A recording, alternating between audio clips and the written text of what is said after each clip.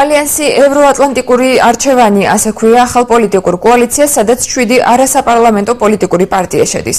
ალიანსის წევრების თქმით, გაერთიანების მიზანი ქვეყნის ევროატლანტიკური ინტეგრაცია და ქართულ პოლიტიკაში მაღალ ეთიკური სტანდარტების დამკვიდრება.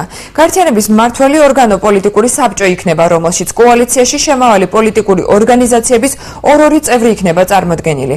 ალიანს ბაჩუკი ქარდავა უხელმძღვანელებს. კოალიციაში შემავალი პარტიებია მოძრაობა სამართლიანი საქართველოსთვის, ეროვნულ-დემოკრატიული პარტია, სამოქალაქო ალიანსი თავისუფლებისთვის, ქრისტიან-დემოკრატიული პარტია, ილია ჭავჭავაძის საზოგადოება, მერაბ კოსტავას საზოგადოება და საქართველოს ქალთა პარტია.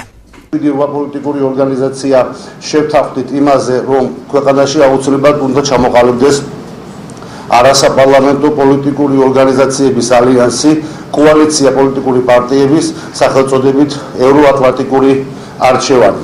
ჩვენი მიზანი არის ცოტა გრძელვადიანი, ის არ არის კონცენტრირებული და ყურადღება გააკეთებული არის მხოლოდ ადგილობრივი თვითმმართველობის არჩევნებზე. ჩვენ გვაქვს მკვეთრად გამოხატული ღირებულებათა სისტემა და მკვეთრად გამოხატული ორიენტირი ალიანსში შემოვალ პოლიტიკურ ძალებს.